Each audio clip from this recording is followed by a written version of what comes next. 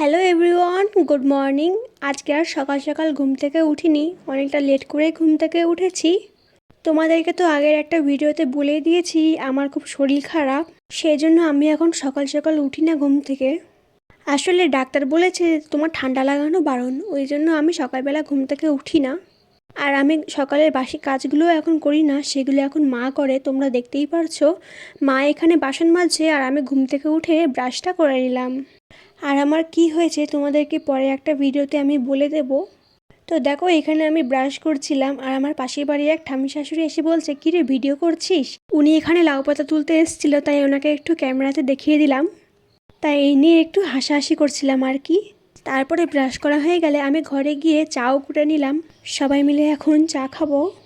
আসলে শীতের মধ্যে সবাই মিলে বসে চা বিস্কুট খাওয়ার মজাই আলাদা।